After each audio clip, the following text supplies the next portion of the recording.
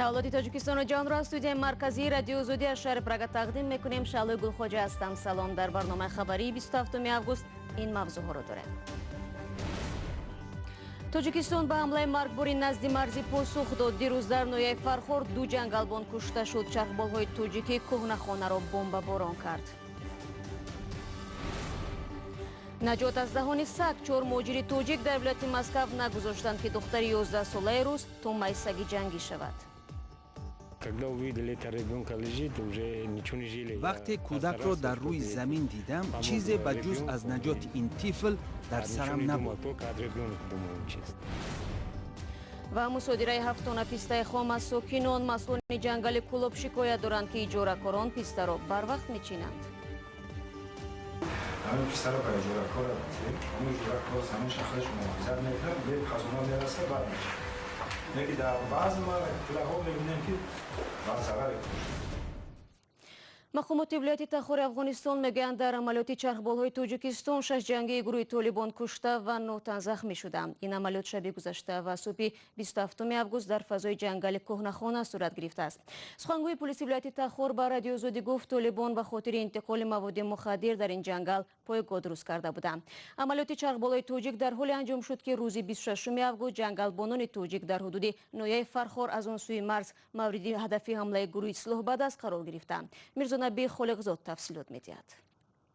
حادثه مرگباری که در لبه دریای آمو انیقترش در منطقه مرزی ناحیه فرخار با افغانستان رخ داد، جان دو جنگلبان تاجیک یعنی دو شهروند تاجیکستان را گرفت و یک نفر زخمی شده فعلا بستری می باشد.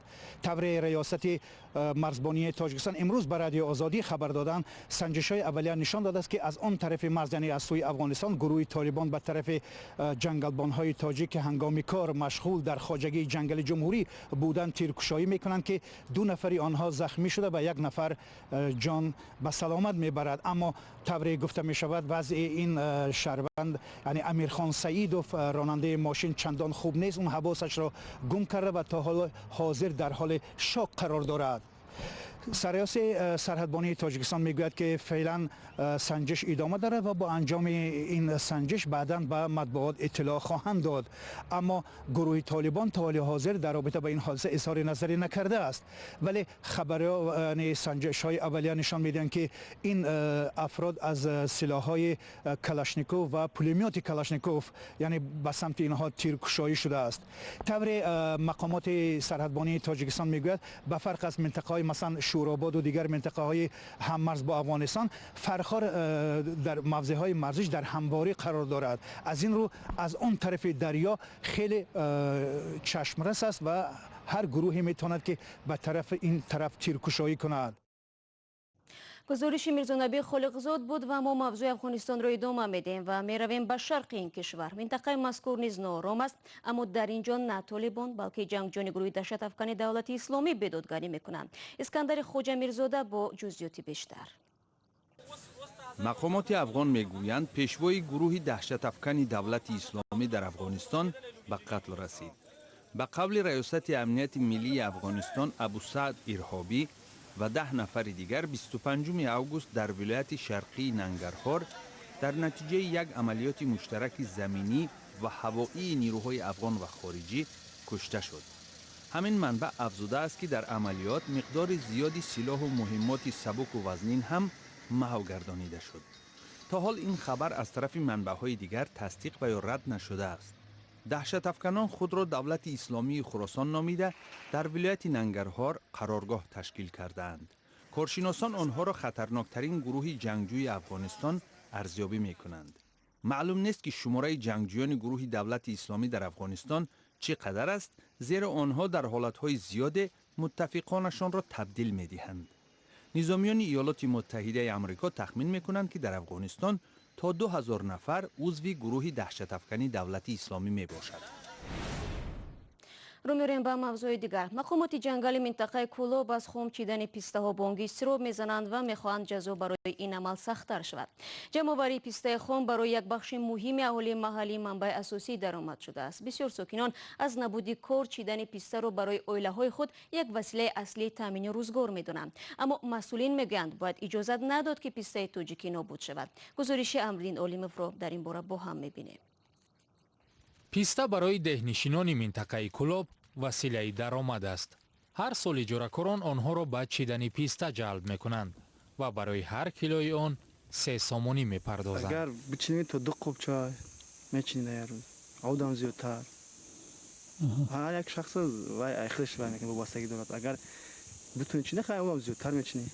ин амали иҷоракоронро мақомот нақси шартнома медонанд ва нигаронанд он боиси маҳви навдаҳои ин рӯстанӣ мегардад, чунки мардикорон эҳсоси масъулият намекунанд ва пистаро барои дарёфти даромад хом мечинанд.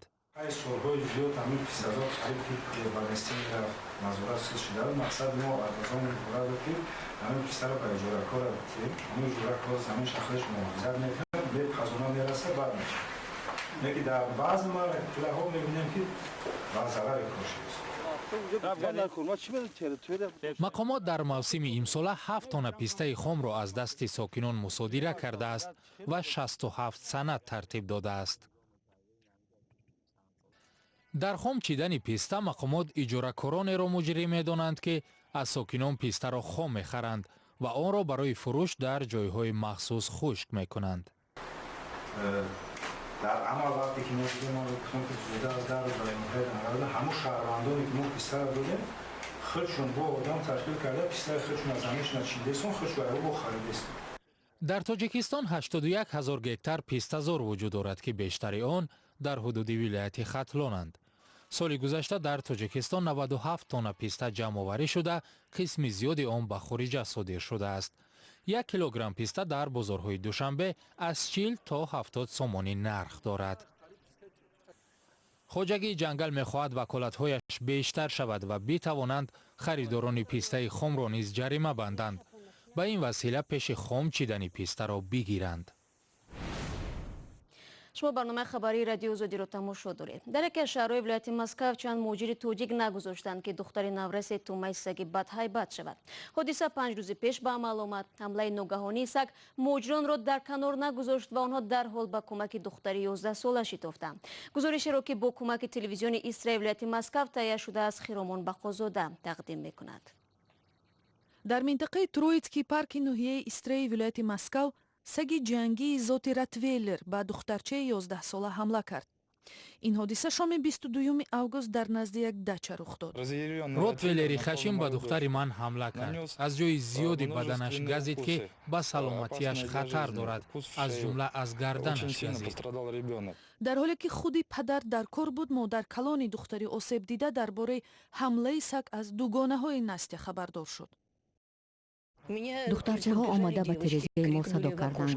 гуфтам чӣ гап шуда бошад? онҳо дар ҳоли тарс гуфтанд бо Настя чизе шуд. ҳамлаи саг замоне рух дод ки се духтари ноболиғ аз кӯчаҳои деҳа гаштугузор мекарданд. саг гӯё Саидро шикор мекард ки ногаҳон пайдо шуда ба як нафари онҳо ҳамла кард. садои кӯмакхоҳии духтарҳоро коргарон, муҳоҷирони тоҷик шунида ба ҷои ҳодиса шитофтанд. садои фарёдро шунидам, хеле баланд буд. ман бо ҳамкоронам ба даст бел гирифта ба он су давидем. мо 4 нафар будем. дилшод Тоҳиров гуфт ки ин ҳодиса дар лаҳзаҳои чанд рух дод ва ӯ заррае ҳам фикр накарда ва натарсида амал мекард. агар ин шаҳрванди Тоҷикистон дар ин ҷо набуд, худо медонад ки оқибати ҳодиса чӣ мешуд.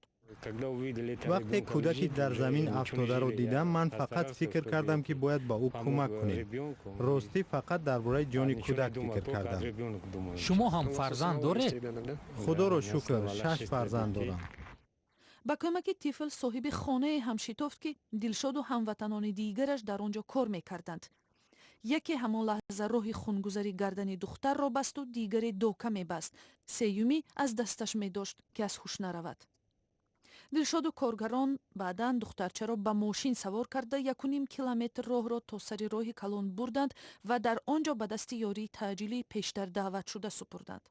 падари Настя Роман мегӯяд ки намедонад чӣ гуна Дилшоду ҳамкоронашро барои наҷоти ҷони духтараш ташаккур кунад. сокинони деҳа ба Дилшод як сабад тӯҳфа бо маводи ғизо тақдим карданд. инчунин каме дертар як гӯсфанд ҳам ҳадия оварданд.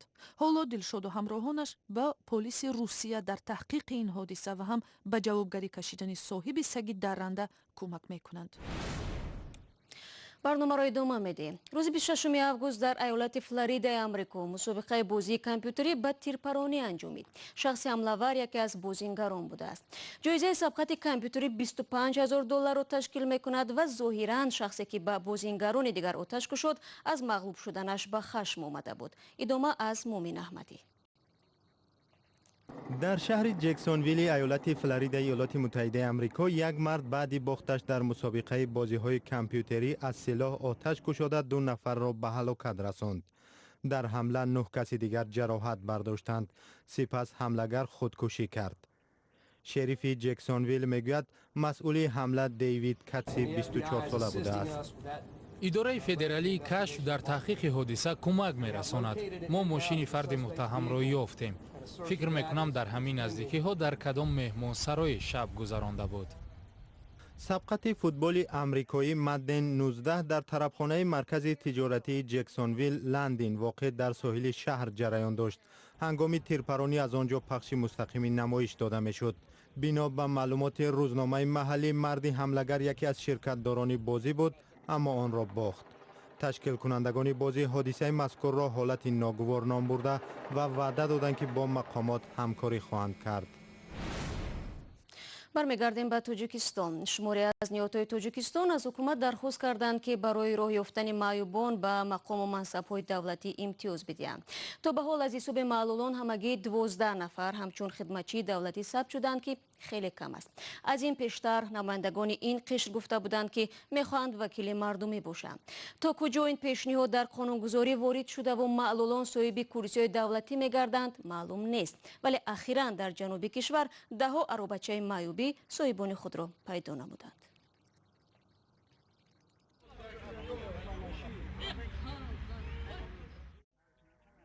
با معلولان شهر کلوب عروبه هدیه شد. ما بسیار شاد شدیم که کمک نشانرس، یعنی که از دست به دست رسانیده شد، چون که ما با چشم خود دیدیم که محض نفرانی که محتاج هستند اونها صاحب چنین عروبچه‌ها شدند. به نفران امکانیت محدود داشته در دیگر منطقه های تاجیکستان هم این کمک ها رسیدند. بیش از 120 دانه عروبچه با اینوالید یا خود معیوبان خوجند باستانی هم برده سپاریده شده بود و 60 دانه آن به بدخشان کوهی روانه گردیده بود. من درباره همین کمک میگویم که طول 6 ماه اخیر رسانیده شده است. بیش از 340 دانه دیگر به نواحی تابع مرکز و دیگر نواحی‌های ولایت ختلان، تابع مرکز، زرافشان و کلیه تاجیکستان رسانیده شده بود.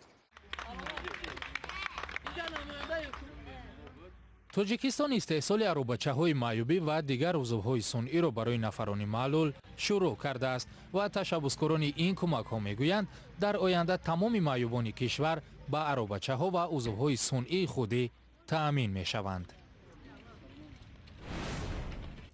و دلشاد نظر ورزشگر معروف توجیک در بازی‌های 18 تابستانه آسیایی در جاکارتا اندونزیا در گرزاندازی مقام دوم را اشغال کرد. به منتخب تاجیکستان اولین مدال را آورد. قهرمان بازی‌های المپیک دلشاد نظرفی 36 ساله در مسابقه نهایی گرزاندازی میان مردان که شام یکشنبه 26 آگوست در ورزشگاه پایتخت اندونزیا برگزار شد با نتیجه 74 متر و 16 سانتی متر جای دوم را گرفت. جای اول و مدال طلایی را اشرف السیفی 23 ساله از قطر با نتیجه 76 متر و 88 سانتی متر صاحب گشت. زاده دیگری تاجیکستان سهراب خوجایفی 25 ساله که ازبکستان را نمایندگی نمود با نتیجه 74 متر و 06 سانتی متر جای سوم را از آن خود کرد و با مدال برنجی مکافاتانیده شد. ضمناً این نتیجه بهترین او در موسم امسال می باشد. بجز دلشاد نظرов به دسته تاجیکستان شاگردش عبدالرؤف موسویفی 22 ساله هم داخل بود. او با نتیجه 58 متر و 95 سانتی متر جای پیش از آخران 11 را گرفت. این چند مطلبی بود که تا این لحظه در اختیار داشتیم. خبرگزاری‌های بیشتر رو در وبسایت ما پیدا کنید و همچنین در آزادی ویدیو یوتیوب ببینید. تشکر برای همراهی و تا برنامه فردا. خدا نگهدار.